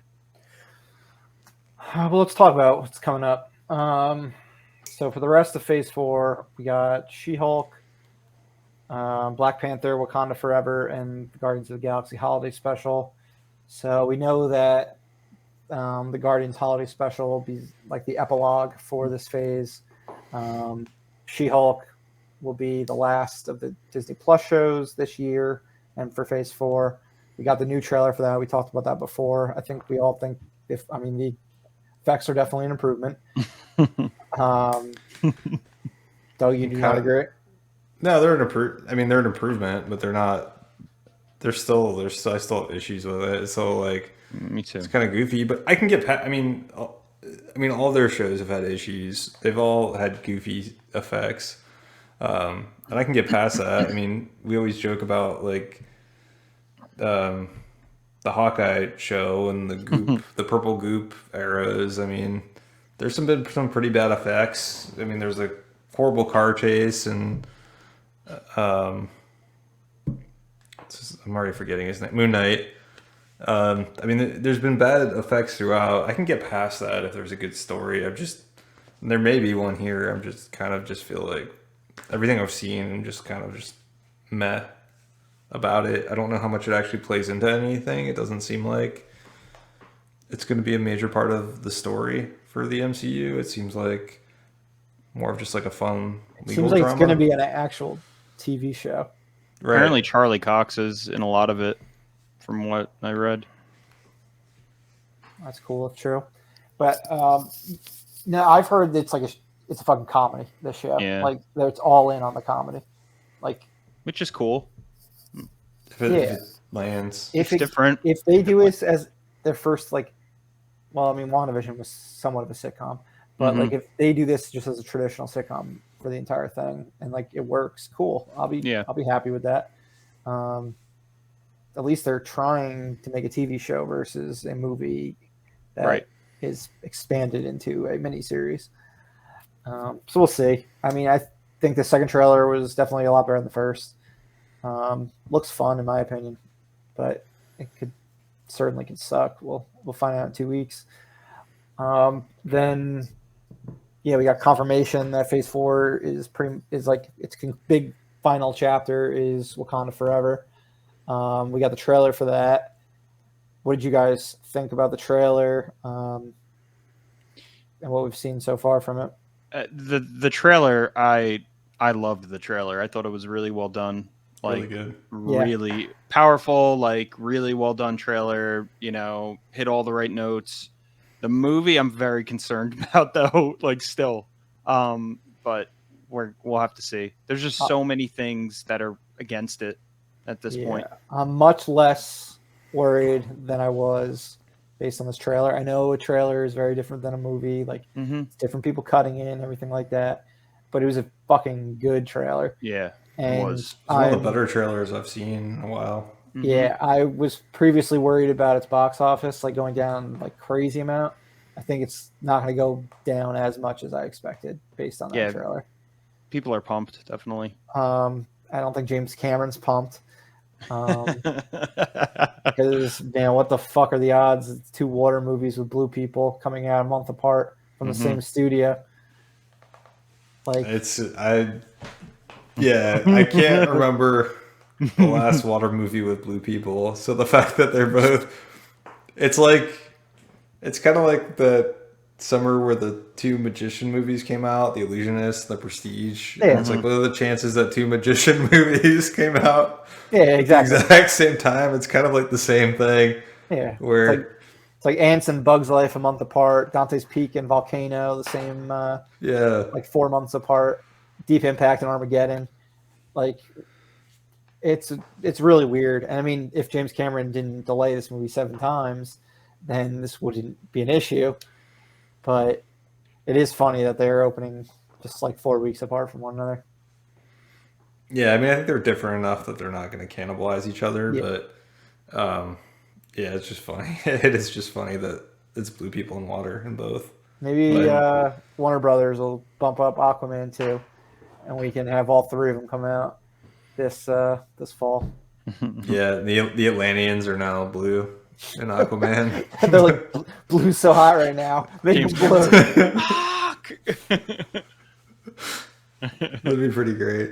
Yeah, I mean, I'm not that worried about Black Panther. I mean, Coogler's got a pretty good track record. I mean, actually, I'm downplaying. He's got a pretty great track record. Yeah. It looks like it looks like it's got powerful moments. Namor looks cool. The little bit you see of him, we see a little bit of Ironheart. We even got like that heart getting symbol being knocked out of the metal, which is kind of cool. It's curious to who they're gonna pick to be Black Panther. I know a lot of people think it's gonna be Shuri.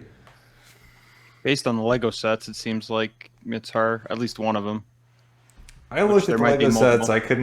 I couldn't get that out of it, but I did see the reporting where they think it's going to be Shuri. I mean, that's fine, I guess. If they need to make somebody a Black Panther, Rumors about Killmonger like coming back, all that. Killmonger's dead, so he could only come back if she goes to the Panther. Yeah, I forget what they call that. The veil. I forgot. Yeah, too. But yeah, apparently that's Yeah, that's how you could bring him back. Yeah. And have him be I'm like fully against that, for the record. Yeah. No, As great as Michael B. Jordan is, and as great as he was with that character, I am so against removing any sense of stakes in this series. Like, well, if he only exists as a Needs to be dead some finality. character. oh, that's fine. That's fine. Yeah, that's what I'm talking about. They go to the Corey's Panther. talking about him being Black Panther. coming Yeah, back. no. Oh, What I've read this. they're not going to do that. I was talking about maybe he like cameos, kind of like how his father did That's fine. That is when fine. they go to that, like, I don't know, it's their afterlife basically. Yeah. Yeah, I forgot the name of it. Yeah, no. What I read is he comes back, but They were pretty final about his death. Like, Very they he- were. Yeah, no, he's dead. But there's a way that you could read about it online, but if that's what it is, then yeah, it's gonna be kind of weird. pops through the multiverse. Yeah. Hey guys. Hey, I'm good I at didn't this. In this multiverse, I was the Black Panther, and I'm a good guy. Yeah. oh, Dirk says Killmonger comes back in the comics. Comics and movies are very different things. I know, What works in a comic doesn't always translate. 100% right, definitely. But I mean, the trailer did what it had to do, right? I mean, it got all of us excited. It seemed like the internet was excited. Mm-hmm. I think it did what it needed to do, and I'm way more interested than I ever was in seeing this sequel now. Yes, same here. So that is a successful Yeah. trailer. Yeah, definitely. All right. Then we've got Phase 5. For the most part, we've got all the announcements for what's coming out. It's going to be starting with Ant-Man and the Wasp: Quantumania in February of 2023, and it'll be concluding toward, I guess, with Thunderbolts in July of 2024. So we've got Ant-Man and the Wasp: Quantumania.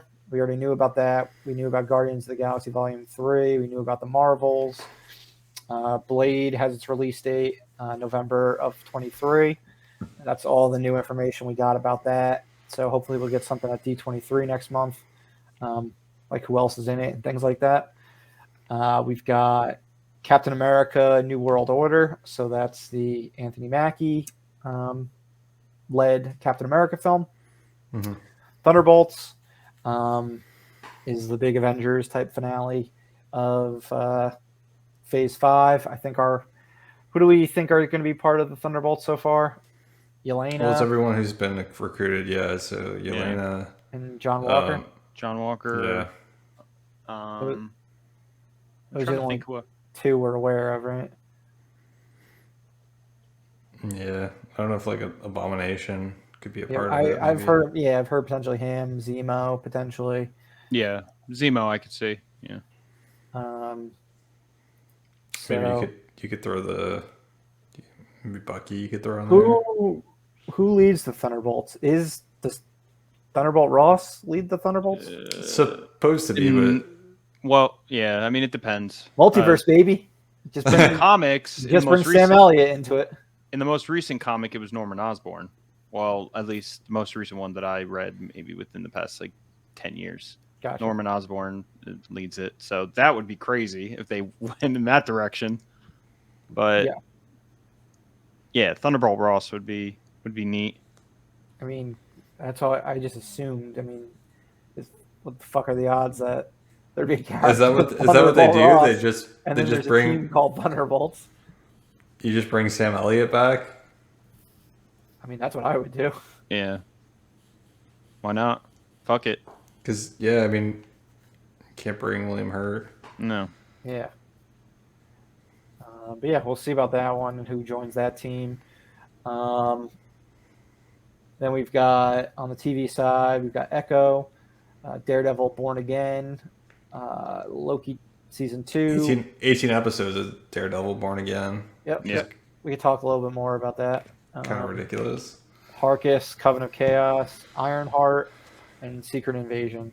So I believe, starting with Secret Invasion, and I believe it goes to Echo, Loki 2, Ironheart, Harkness, and then Daredevil. Secret Invasion's early next year, right? Yep. But yeah, I guess what do we want to talk about as far as these TV shows? I guess the only real announcement we got as far as any of them was Daredevil. That was the only new one that was announced, and that was the only one where we got any concrete info about. It's 18 episodes, like you said. It's going to have Charlie Cox and Vincent D'Onofrio back.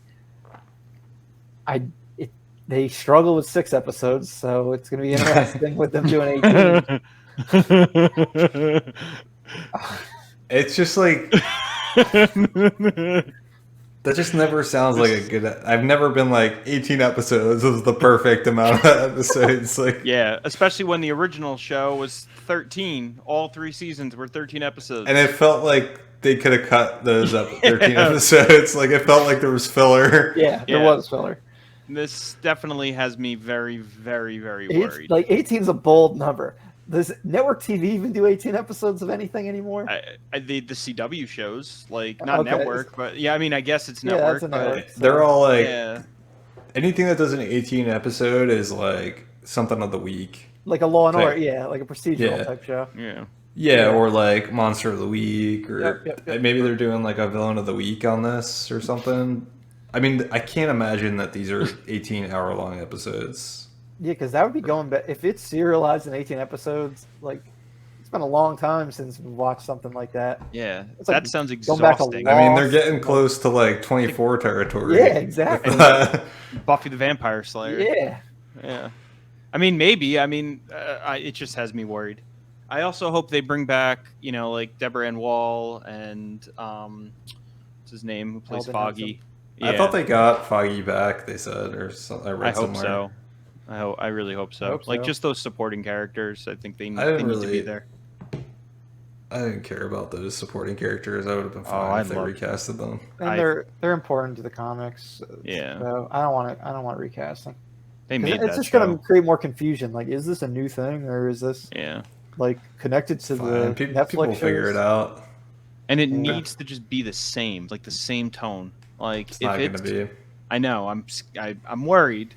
But If it's why, watered down, why I'm gonna won't it be? It's on the I don't same. think they it's want on the Daredevil same to be as. platform. I don't think they I want Daredevil know, to I be know. as violent as I- that Netflix show was. Yeah, I hope he's wrong. I don't know hope how Doug is much wrong. you can water it down. Like ultimately, I would. I mean, I get what you're saying, but like it's going to be airing on the exact same platform that has the first 3 seasons uncut. Mhm. So like, why not do something a little adult on television? You're going to make Deadpool 3 an R-rated movie. They've already Right. said that. I don't know Blade, what that's going to be. I hope that's rated R. It's hard. I mean, I haven't seen Morbius, but from what I understand, it's hard to do a vampire movie Yeah. that's You not should watch rated that R. at least once. Yeah, exactly. I heard they went to great stakes or took great effort to names. avoid like showing any sort of blood Yeah. that gets you that R rating. But I mean, yeah, I could see them. I mean, especially if they're throwing him in all these like they're throwing him in Spider-Man stuff, and they're throwing him on She-Hulk, like shows that are aimed for younger audiences. I don't know. I think they should. I hope they go to the same tone. That's all I'm going to say. Yeah. Me too. I- Very, very worried. I'm going into it with I don't know that's going to top the net. I'm pretty sure it won't top the Netflix show. Are they bringing back any of the creative from the original show, or is it all new people? I think it's all new people. The fact that it is called Daredevil Born Again, I mean, it is going to be a reboot to a degree, or you just call it Daredevil. So I think a lot of it also. I think he's been blipped. Is my opinion. Makes sense. Yeah. He's such a street level though. Didn't they say him and Spider-Man are going to be like the street level goons in the MCU? I saw that on some sort of like Feige said that, I Instagram think. posts from some.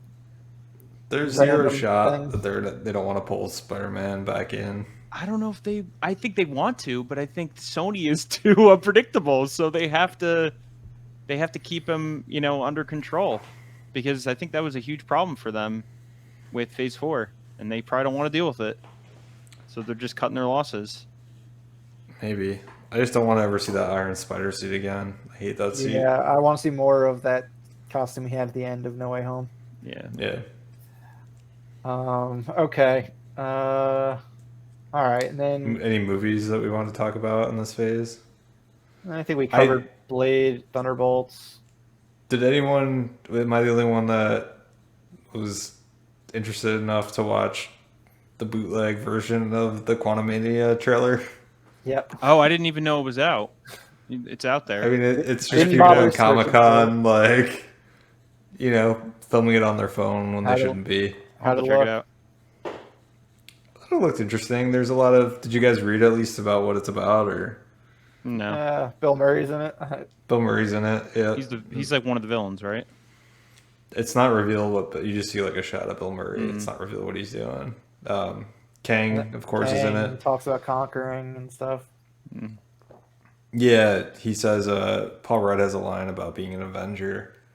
And Kang's like, have I killed you before? Which is kind of like a badass line, because I'm assuming he's killed a bunch of Avengers Yeah. in different timelines. It is interesting that they are hinging their big bad, or at least their secondary big bad at the very least, on a fucking Ant-Man movie, which has traditionally been its lowest grossing franchise. Yeah, they're introducing him like in this way. It's pretty. I mean, well, they introduced him in Loki, I guess, but like primarily in this movie, so that's kind of ballsy for sure. And kicking off Phase 5 of an Ant-Man movie. Mm-hmm. We don't know whether or not this is always going to be the big bad variant of Kang. Well, there's going to be. Yeah, that's true. Yeah. We are getting multiple variants. Multiple. Because they gave us like He Who Remains in Loki, which was like not even a Kang. He was just like a variant that survived out of the battle, I guess, of the Kangs. Yeah. So we'll get another one. I think there's a Kang that's like an Iron Man or something, right? Iron Boy. Yeah, maybe he'll be in a Disney Plus show. We'll get Ironheart and Iron Boy, and we'll get a Kang show that they didn't announce. There are definitely plenty of shows that they have on deck that they haven't announced. I think it's cool to have. I like the villains that have come. Like, he's from so far in the future that, like, if you're from so far in the future and you come back in time, like, from his perspective, everyone's already, like, history. Like, they're already dead. Mm-hmm. So I don't think he, like, thinks of killing people as, like, killing them, because he, like, in his future, they're all long gone. Yeah. So I think he's an interesting villain. That and Jonathan Majors is good. It'll be interesting to see. I mean, the guy's gonna have to pull off being a bunch of different versions of that character. I just feel bad for him because he has to. It doesn't matter. He's going to be compared to Thanos, like, you know, as like the big villain, because it seems like he is going to be the villain of this saga. So that kind of sucks. So how can you like?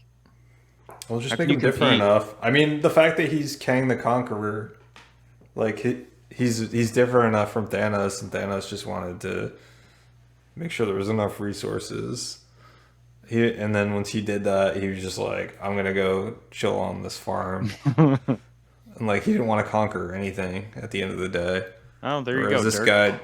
this guy just wants to conquer everything. So Dirk with the Marvel facts. Again, Kang does kill Thanos in the comics. So yeah, I mean, I think you're definitely right. I mean, I think he's going to be very different, and I think that's what they're hinging on. And Majors is a very good actor, so I'm sure we're going to see him in very, very different. The variants are going to be very different from each other, so that'll probably be fresh and fun. They have to be, because otherwise you're just going to be like, this is the same character a million times. Yeah.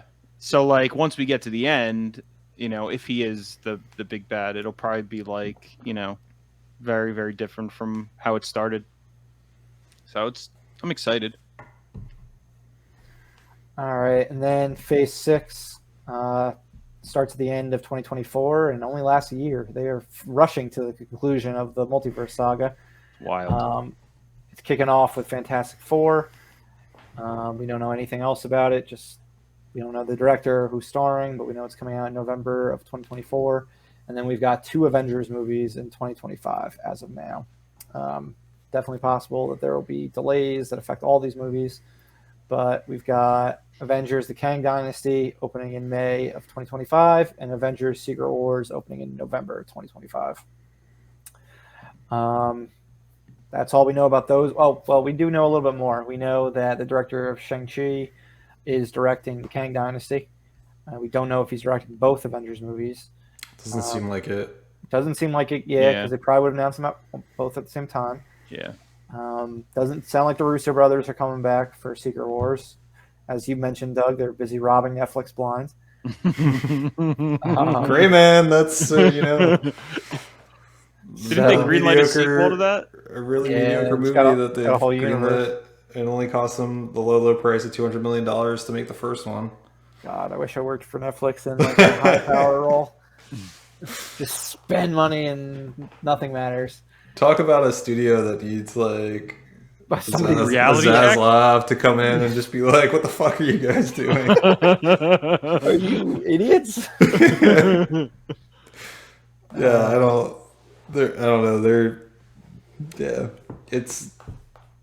It's fucking manatees just picking balls. Yeah, but yeah, people wanted Secret Wars, and they're getting Secret Wars pretty fucking fast. Took 11 years to get from the start of Phase 1 to the end of Phase 3 for the Infinity Saga, and it's taken just 5 years, or 5.5 years for, beginning of almost 6 years from the start of Multiverse Saga to the end of it for phases 4 through 6. I wonder if they're doing that because like things have changed so much that they're just like, you know, we need to get this out of the way and move on to, the next thing that we currently have control over and we're building. Because, they're clearly building whatever it is now, like thinking about it. Yeah. Blueprint. So I wonder if that's why they're just like, this has been somewhat of a disaster. Let's just get it over with. Yeah, I don't know. I question whether or not they're going to stick. I mean, they've not stuck to timelines before. Mm-hmm. I question whether or not this is going to get pushed out further. I think it'll go to 2026. Yeah. Also, there is a lot of room in between those movies. There's definitely stuff that they have not announced yet. Yep. Might get some announcements at D23 next month. They're definitely saved a bunch for D23. Probably got some sweet Disney Plus shows that they're going to sprinkle in there. Yeah, we know they've already talked about Armor Wars and a Wakanda show. So they'll probably talk about that. We need those. Deadpool 3 is happening. That'll probably, I'm thinking that'll get slotted into phase 4 because it's phase 5 because it's far along already. It's in comparison to some of these other things as far as the script and like having a director and things like that. And Disney is going to love having Ryan Reynolds show up at D23. Mm-hmm. So I think that's absolutely going to be announced. They're going to have to do something with mutants and X-Men, whether that is going to happen with Secret Wars or some stuff before. Who knows? I could see them doing a mutants too in phase 6 potentially. I don't know if they're either going to save it for Secret Wars or do Fantastic Four and mutants in phase 6, and they're saving the mutants announcement for D23. Yeah. I could see them being in Secret Wars. Yeah, and then I think we probably end up getting sequels to Shang-Chi and Doctor Strange, potentially in phase 6. But yeah, I think it'd probably be too early for a Black Panther sequel. So yeah, I think those are the most likely candidates to get sequels in phase 6. And then phase 7 will probably be when we get like another Thor movie and another Black Panther movie and Marvels. Mm-hmm. I mean, that fills in a lot of the spots, doesn't it? Yeah, that basically fills in everything. Yeah. There's not many slots left for phase 5, but I think Deadpool is going to be the one that gets put in there. And then phase 6, like we talked about, potentially like Mutants, Shang-Chi, or Doctor Strange. Maybe the director will do Shang-Chi and Kang Dynasty back-to-back. Yeah, it's almost too much for him to do Shang-Chi, Dynasty, and Secret Wars. Yeah, exactly. So it's probably the Shang-Chi. They already announced it for the Shang-Chi sequel. So it'll probably be those two. Maybe, yeah. I don't know. I still feel like they could be playing coy on the Russos. I know. Maybe. Yeah, maybe they could be the Secret Wars director. Yeah, I don't know who else could do that. Who else I would want to do that currently? They got Scorsese to... Oh. Yeah, right. I heard for a moment that Spielberg was in the running for Fantastic Four. I'm like, get the fuck out of here. There's no way that he had... It was bullshit, obviously. Yeah. He's no way interest. past that. Yeah. I mean, if the internet can choose, it'll be John Krasinski. Yeah, So. true. Yeah, that's what at least for Fantastic Four, that's what I really hope for. I'm expecting announcements for the cast and director at D23 for Fantastic Four. Yeah, I think so too. They'll probably have the cast there. Yeah, that's what I'm thinking. I'm thinking we're going to get Ryan Reynolds there, and Deadpool 3 officially dated and things like that, and Fantastic Four. Those will be the biggest ones as far as the movies go. Yeah, they may save X-Men. Secret Wars is going to be a good place, because I think what's going to happen on how this all plays out is you got the multiverses, and then I think Secret Wars is going to result in different multiverses coming together to one new verse, but then the multiverse is gone. Like, there's no more multiverse. It's just one verse. Because the multiverse is just, you can't keep that going forever. It's just too much of like a cheat. Yeah, Yeah. It really is. It gets messy real fast. Yeah, so I think they're gonna want to stop the multiverse from existing again. And I think, to me, that's the way you bring in the X-Men, is they're just part of the multiverse, and they got pulled in. Yo, they could go fucking crazy with Secret Wars. Like, you can bring Chris Evans in. You can bring like past Fantastic Four actors. You can bring Ben Affleck as Daredevil. There's all so the old, much. all the so Fox much to do. X-Men you could Yep. bring back, like not just Yeah. Xavier. You could bring them all back. Yeah, just one off and go like that's got to be what they're fucking planning. Hugh Jackman. That'll be their big Avengers Assemble moment. It would just be like everyone in it. Does Chris Evans still like assemble them all? I mean, that I think you have to at that point, because people want that. People love Captain America and Chris Evans as Captain America. Well, he's talking about Johnny. We're talking about Johnny Storm. Oh. I don't know. I was figuring it was just going to be a multiverse Captain America, Oh. but yeah, Johnny Storm would be kind of Johnny fun. Storm. Yeah, that would be funny. That would be kind of ridiculous. I don't think you bring. I don't think Chris Evans comes back as Captain America. You don't think so? No. I mean, Never know. again, anything's possible, but he's basically stated, "I would like to come back as Johnny Storm." Yeah, it's true. They put such a nice bow on the character in Yeah. Endgame that I think it would be kind of lame for him to come back, if I'm being honest. I could see Downey Jr. coming back. He's another one that got a nice bow, but I could see him coming back.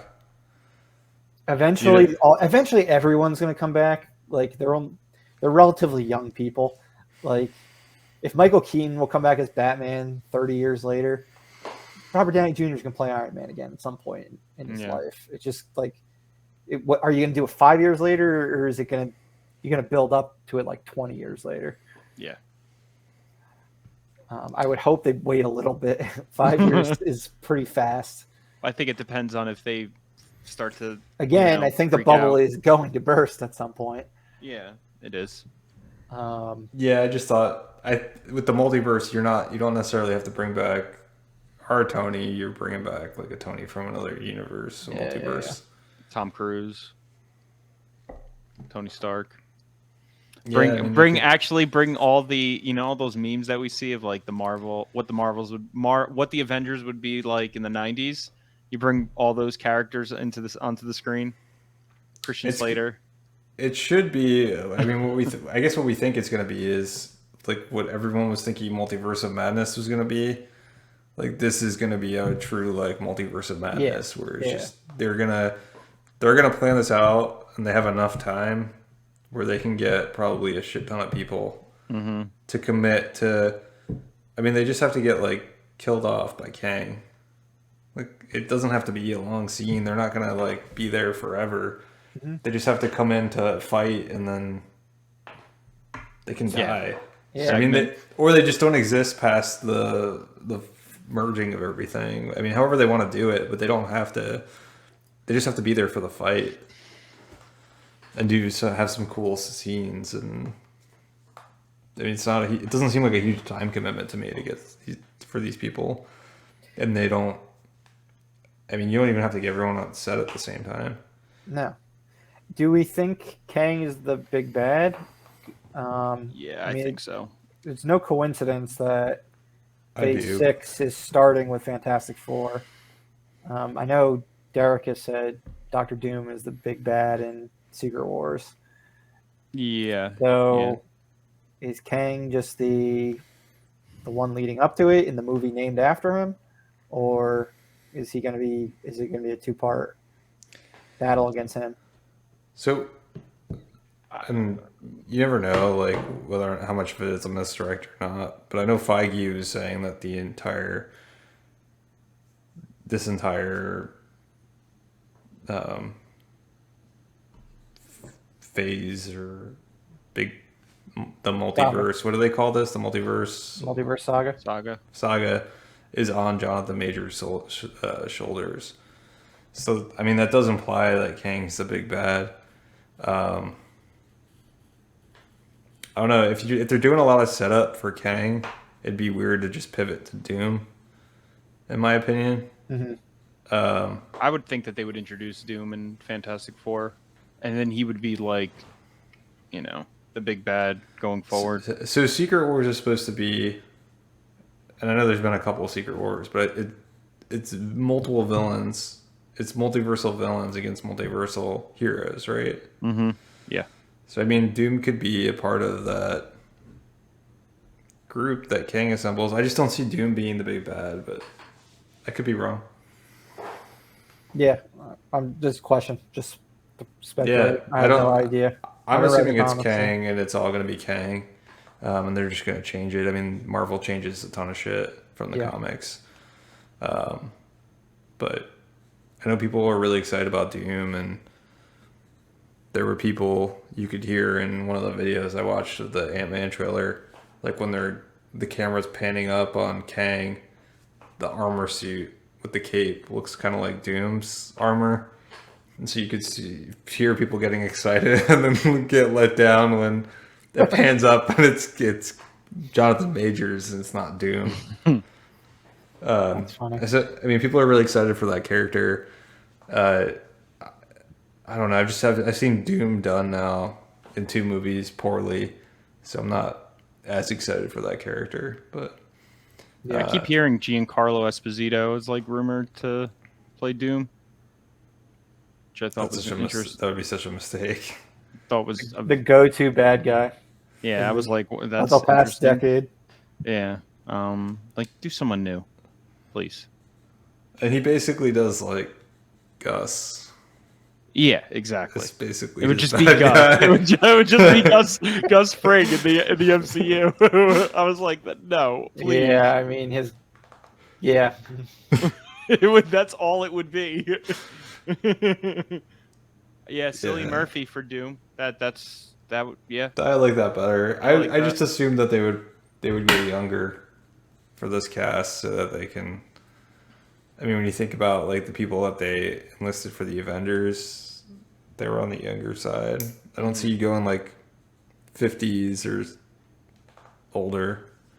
I was thinking you'd probably want somebody you'd want. I was thinking Fantastic Four would be in their like 30s, but I don't even know who I would cast for that group of people. I'd have to think about it. well, hopefully we find out who they are soon. Yeah, a couple weeks. We should find out more about some of these movies. Hopefully. I think there'll be a lot more revealed. But yeah, Secret Wars can be absolutely bananas, and I'm sure it will be absolutely bananas. Where that's what they're, Murph, like you said, that's what they're doing. They're just going to pull in all these old franchises. I mean, people are hoping that they're getting Toby and Andrew Garfield back. Probably. Yeah, now that you mentioned it.